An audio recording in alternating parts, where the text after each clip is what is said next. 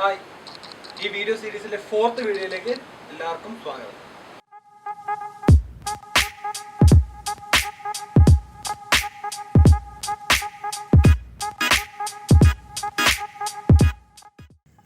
കഴിഞ്ഞ 3 വീഡിയോകളിലായിട്ട് നമ്മൾ ക്യാമറ എങ്ങനെ വർക്ക് ചെയ്യുന്നതിനെ പറ്റി പറഞ്ഞു. ഫസ്റ്റ് വീഡിയോയിൽ. സെക്കൻഡ് വീഡിയോയിൽ നമ്മൾ ഷട്ടർ സ്പീഡിനെ പറ്റി പറഞ്ഞു. ഷട്ടർ സ്പീഡ് എന്തിനാണെന്നും എപ്പോഴൊക്കെയാണ് യൂസ് ചെയ്യേണ്ടതെന്നും പറഞ്ഞു. മൂന്നാമത് നമ്മൾ അപ്പർച്ചറിനെ പറ്റി പറഞ്ഞു. ഇനി പറയാനുള്ള 2 കാര്യങ്ങൾ കൂടെ ഉണ്ട്. ഒന്ന് ISO, ഒന്ന് വൈറ്റ് ബാലൻസ്. അതിൽ ISO പ്രധാനപ്പെട്ടൊരു കാര്യമാണ്. വൈറ്റ് ബാലൻസ് നമുക്ക് ഫോട്ടോ എടുത്തതിന് ശേഷം എഡിറ്റ് ചെയ്യുമ്പോഴും ചേഞ്ച് ചെയ്യാവുന്ന സാധനമാണ്. അപ്പോൾ ISOനെ പറ്റി നമുക്ക് ആദ്യം പറയാം. എന്താണ് ISO? ഏറ്റവും സിമ്പിൾ ടേംസിൽ പറയുകയാണെങ്കിൽ ക്യാമറയുടെ സെൻസറിന് ലൈറ്റ് സെൻസ് ചെയ്യാവുന്ന സെൻസിറ്റിവിറ്റിയാണ് ISO. അതായത് പണ്ടത്തെ കാലത്തൊക്കെ ഫിലിമായിരുന്നു ഉപയോഗിച്ചിട്ടുണ്ടായിരുന്നു, നിങ്ങൾക്കറിയാം. ആ സമയത്ത് ISO ചേഞ്ച് ചെയ്യാൻ നമ്മൾ ഓരോ ടൈപ്പ് ഫിലിം എടുത്തിടും. അപ്പോൾ ഓരോ ഫിലിമിനും ഓരോ ISO സെൻസിറ്റിവിറ്റിയാണ്. അതായത് ഫിലിമൊക്കെ വർക്ക് ചെയ്തുകൊണ്ടിരുന്നത് അതിന് മുകളിൽ ലൈറ്റ് വന്ന് വീഴുമ്പോൾ ഫിലിം ബേൺ ആവുകയായിരുന്നു ചെയ്തിരുന്നത്. അപ്പോൾ ഈ വരുന്ന ലൈറ്റിൻ്റെ ഇൻറ്റൻസിറ്റി എത്രയാണോ അതിനനുസരിച്ചാണ് ബേൺ ചെയ്യുക. അപ്പോൾ അതിന് ഈ ഫിലിമുമായിട്ടൊരു ബന്ധമുണ്ട്. ഫിലിമിന് നല്ല സെൻസിറ്റിവിറ്റി കുറഞ്ഞതാണെങ്കിൽ കുറേ ലൈറ്റ് ഉണ്ടെങ്കിലേ ബേൺ ആവുള്ളൂ. അതേസമയം നല്ല സെൻസിറ്റിവിറ്റി ഉള്ള ഫിലിമാണെങ്കിൽ കുറച്ച് ലൈറ്റ് ഉണ്ടെങ്കിൽ തന്നെ ബേൺ ആവും. അപ്പോൾ അതേപോലെ തന്നെ ഇവിടെ നമുക്ക് ISO ചേഞ്ച് ചെയ്യാം. ഇവിടെ ഫിലിമൊന്നും മാറ്റിയിടണ്ട. ഇവിടെ നമുക്ക് വെറുതെ ഒരു ഡയലങ്ങ് തിരിച്ചാൽ മതി. അപ്പോൾ ISO നമ്മൾ ഡിനോട്ട് ചെയ്യുന്നത് ISO 100, ISO 200 അങ്ങനെയാണ് ഡിനോട്ട് ചെയ്യുന്നത്. അപ്പോൾ ഏറ്റവും കുറച്ച് ISO ഇട്ടാൽ ഏറ്റവും കുറവ് സെൻസിറ്റിവിറ്റിയും, ISO കൂട്ടിയിട്ടാൽ സെൻസിറ്റിവിറ്റി കൂടുതലാണ്. അതായത് ഇവിടെ സെൻസറിലാണ് സെൻസിറ്റിവിറ്റി കൂടുന്നത്. അപ്പോൾ ഏറ്റവും കുറച്ച് ISO ഉള്ളപ്പോൾ സെൻസിറ്റിവിറ്റി കുറവാണ്. അതിനർത്ഥം ലൈറ്റ് കുറവായിരിക്കും. അപ്പോൾ ഒന്നുമില്ല, ISO കുറച്ചാൽ ലൈറ്റ് കുറയും, ISO കൂട്ടിയാൽ ലൈറ്റ് കൂടും. അപ്പോൾ ISOക്ക് പക്ഷേ ഒരു പ്രശ്നമുണ്ട്. അതെന്താണെന്ന് ഞാൻ പറയാം. ഓക്കെ, നമ്മൾ ഇമേജ് എടുക്കാൻ വേണ്ടി ISO കൂട്ടും തോറും ആ ഇമേജിൽ നോയ്സ് കൂടി വരും, അഥവാ ഗ്രെയിൻസ് കൂടി വരും. അപ്പോൾ എന്താണ് ഈ നോയ്സ്? നമ്മളിപ്പോൾ ഒരു മൈക്ക് കൊണ്ട് സൗണ്ട് റെക്കോർഡ് ചെയ്യാമെന്ന് വിചാരിക്കാം. അപ്പോൾ ആ മൈക്കിൻ്റെ സെൻസിറ്റിവിറ്റി നമ്മൾ കൂട്ടുകയാണെങ്കിൽ, അതായത് ഇപ്പോൾ ചെറിയ ശബ്ദമാണ് റെക്കോർഡ് ചെയ്യുന്നതെങ്കിൽ നമ്മൾ മൈക്കിൻ്റെ സെൻസിറ്റിവിറ്റി കൂട്ടും. അങ്ങനെ കൂട്ടിക്കഴിഞ്ഞാൽ നമുക്ക് ബാക്ക്ഗ്രൗണ്ട് നോയ്സും ഈ മൈക്കിൽ റെക്കോർഡാവും. നമ്മുടെ സംസാരിക്കുന്ന ആളുടെ നോയ്സ് മാത്രമല്ല, അതേസമയം ബാക്ക്ഗ്രൗണ്ട് നോയ്സും റെക്കോർഡാവും. അതേപോലെ തന്നെ ഇവിടെയും നമ്മൾ സെൻസിറ്റിവിറ്റി കൂട്ടുമ്പോൾ ഇതിൽ ഗ്രെയിൻസ് അല്ലെങ്കിൽ നോയ്സ് വരും. അപ്പോൾ ഈ നോയ്സ് വന്നു കഴിഞ്ഞാൽ നമുക്ക് ഫോട്ടോ ക്വാളിറ്റി വളരെ കുറയും. അതേസമയം കളർ ഷിഫ്റ്റും സംഭവിക്കും. നമുക്ക് കളർ ഷിഫ്റ്റ് എന്ന് പറഞ്ഞാൽ ഇപ്പോൾ ഒരു മനുഷ്യൻ്റെ ഫോട്ടോ എടുക്കുമ്പോൾ അയാളുടെ സ്കിന്നിൻ്റെ കളറ് ഈ ISO വളരെ കൂടുതലാണെങ്കിൽ ഡിഫറൻസ് ഉണ്ടാകും. ശരിക്കുള്ള സ്കിൻ കളർ ആയിരിക്കില്ല ഫോട്ടോയിൽ ഉണ്ടാവുക. അപ്പോൾ അതുകൊണ്ട് ISO എപ്പോഴും കുറച്ചിടുന്നതാണ് നല്ലത്. കുറച്ചിടുക എന്ന് പറയുമ്പോൾ ബേസ് ISOയിൽ ഇടുന്നതാണ് ഏറ്റവും നല്ലത്. ബേസ് ISO എന്ന് വെച്ചാൽ ഒരു ക്യാമറയിൽ എത്രത്തോളം താഴേക്ക് ISO പോവും, അതാണ് ആ ക്യാമറയുടെ ബേസ് ISO. അപ്പോൾ ISO നമ്മൾ ഡിനോട്ട് ചെയ്യുന്ന ISO 100, 200 അങ്ങനെയൊക്കെയാണ് പറയുക. അപ്പോൾ ISO 100 ആയിരിക്കണം മിക്ക ക്യാമറകളിലും ഉണ്ടാകുന്ന ബേസ് ISO. അപ്പോൾ അതിട്ടിട്ട് ഫോട്ടോ എടുക്കുക. അപ്പോൾ നമ്മൾ രാത്രിയൊക്കെ ഫോട്ടോ എടുക്കുമ്പോൾ നമുക്ക് മാക്സിമം ഷട്ടർ സ്പീഡ് കുറച്ചു, മാക്സിമം അപ്പർച്ചർ ഓപ്പൺ ചെയ്തു, ഇനി ഒന്നും ചെയ്യാനില്ല. അങ്ങനെയുള്ള സിറ്റുവേഷനിൽ മാത്രം ISOൻ്റെ അളവ് കൂട്ടുക. അപ്പോൾ അവിടെ പോലും നമുക്കൊരു ട്രൈപോഡ് ഉണ്ടെങ്കിൽ ട്രൈപോഡിൽ ക്യാമറ സെറ്റ് ചെയ്ത് ഷട്ടർ സ്പീഡ് ഇനിയും കുറയ്ക്കുകയാണെങ്കിൽ അതായിരിക്കും നല്ലത്.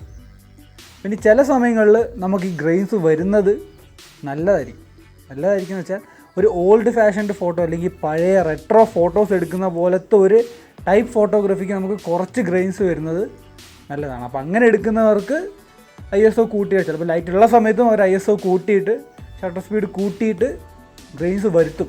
അങ്ങനെ ആ ഒരു ടൈപ്പ് ഫോട്ടോ കിട്ടാൻ വേണ്ടി. അപ്പോൾ നിങ്ങൾ എടുക്കുന്ന ഫോട്ടോയ്ക്ക് അനുസരിച്ച് നിങ്ങൾക്ക് ഇതൊക്കെ വെച്ച് ഓരോ കാര്യങ്ങൾ ചെയ്യാം. അതായത് ഈ 3 കാര്യങ്ങൾ ഷട്ടർ സ്പീഡ്, അപ്പർച്ചർ, ISO വെച്ച് കുറേ കാര്യങ്ങൾ ചെയ്യാം. അതൊക്കെ ചെയ്യണമെങ്കിൽ മാനുവൽ മോഡിലേക്ക് പോകണം. അതെങ്ങനെയാണ് ഇതെല്ലാം കൂടെ ഒരുമിച്ച് ചെയ്യേണ്ടതെന്നുള്ളത് അടുത്ത വീഡിയോയിൽ ഞാൻ പറയുന്നതായിരിക്കും. അപ്പോൾ ISOനെ പറ്റി അത്രേ പറയാനുള്ളൂ. അപ്പോൾ ISO കൂട്ടുമ്പോൾ ലൈറ്റ് കൂടും, ISO കുറയ്ക്കുമ്പോൾ ലൈറ്റ് കുറയും. പക്ഷേ ഗ്രെയിൻസും കൂടും, അതേപോലെ കുറയ്ക്കുമ്പോൾ ഗ്രെയിൻസും കുറയും. അപ്പോൾ ഏറ്റവും നല്ലത് കുറച്ചിടുന്നതാണ്. ഞാനിപ്പോൾ ഒരു 2-3 ഫോട്ടോസ് ഓരോ ഡിഫറെൻറ്റ് ISOയിലിട്ട് എടുത്ത് കാണിച്ചു തരാം. ഇതിൻ്റെ ബാക്കിയെ 1 by 1 പ്ലേ ചെയ്യാം. അത് കണ്ടു കഴിഞ്ഞാൽ നിങ്ങൾക്ക് എന്താണ് നോയ്സ് എന്ന് മനസ്സിലാവും. അപ്പോൾ യൂഷ്വലി ISO കൂട്ടുന്നത് ഇരുട്ടത്താന്ന് ഞാൻ പറഞ്ഞു. അപ്പോൾ അത് കഴിഞ്ഞ് ഞാൻ ഇരുട്ടത്തും 2-3 ഫോട്ടോസ് എടുത്ത് അതിൽ ഗ്രെയിൻസ് കൂടി വരുന്നത് നിങ്ങൾക്ക് 1 by 1 കാണിച്ചു തരാം. ഓക്കെ, റൂബീൻ്റെ ഈ ഫോട്ടോ ISO 100 എടുത്തിരിക്കുന്ന ഫോട്ടോ ആണ്. സൂം ചെയ്ത് നോക്കുമ്പോൾ അറിയാം ഗ്രെയിൻസ് ഒന്നും ഇല്ല. ഇത് 6400 ആണ് ഇതിലുള്ള ISO. ഗ്രെയിൻസ് ഉണ്ട്, ഒരു കുത്തു പോലെ ചെറുതായിട്ട് കാണുന്നില്ല.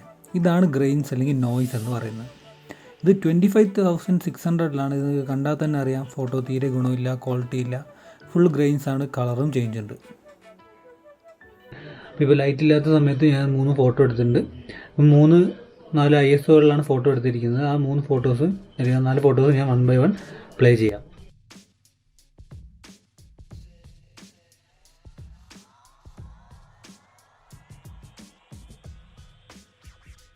ഓക്കെ, അപ്പോൾ ഇനി പറയാനുള്ളത് വൈറ്റ് ബാലൻസിനെ പറ്റിയാണ്. അപ്പോൾ എന്താണ് വൈറ്റ് ബാലൻസ്? വൈറ്റ് ബാലൻസ് എന്ന് വെച്ചാൽ നമ്മുടെ ക്യാമറയുടെ ഫോട്ടോയിൽ നമ്മൾ ഏറ്റവും ചുരുക്കി പറയുകയാണെങ്കിൽ മഞ്ഞ ടിൻറ്റ് കൊടുക്കുന്നത് നീല ടിൻറ്റ് കൊടുക്കുന്നതാണ് വൈറ്റ് ബാലൻസിനോട് ചേഞ്ച് ചെയ്യുമ്പോൾ നമുക്ക് ഫോട്ടോയിൽ വരുന്ന വ്യത്യാസം. അതായത് ഇപ്പോൾ ഞാനിപ്പോൾ ഒരു വെയിലത്ത് നിന്ന് ഫോട്ടോ എടുക്കാൻ സങ്കല്പിക്കുക.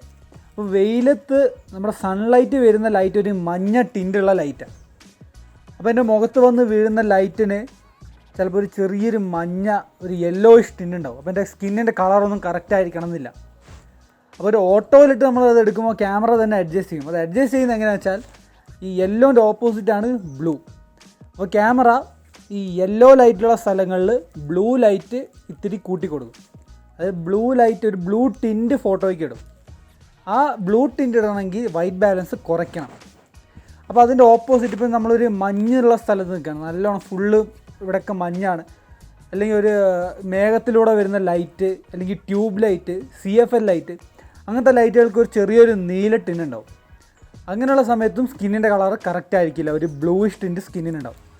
അങ്ങനെയുള്ള സമയത്ത് നമുക്ക് ക്യാമറയിൽ ഒരു യെല്ലോയിഷ് ടിൻറ്റ് കൂട്ടി കൊടുക്കണം. അപ്പോൾ ഇത് രണ്ടും കൂടെ ക്യാൻസൽ ഔട്ടായിട്ട് കറക്റ്റ് കളർ കിട്ടും.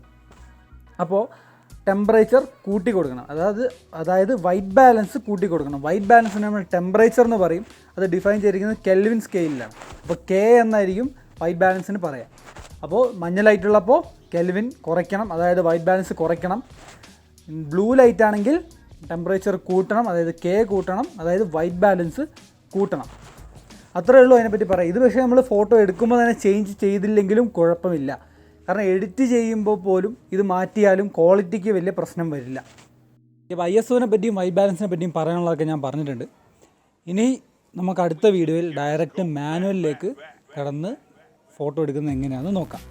അപ്പോൾ ഈ വീഡിയോ നിങ്ങൾക്ക് ഇഷ്ടപ്പെട്ടിട്ടുണ്ടെങ്കിൽ ലൈക്ക് ചെയ്യാം, ഷെയർ ചെയ്യാം, സബ്സ്ക്രൈബ് ചെയ്യാം. ഫോട്ടോഗ്രാഫി പഠിക്കുന്ന ആരെങ്കിലും ഉണ്ടെങ്കിൽ ഈ പ്ലേലിസ്റ്റ് നിങ്ങൾക്ക് അയച്ചു കൊടുക്കാം.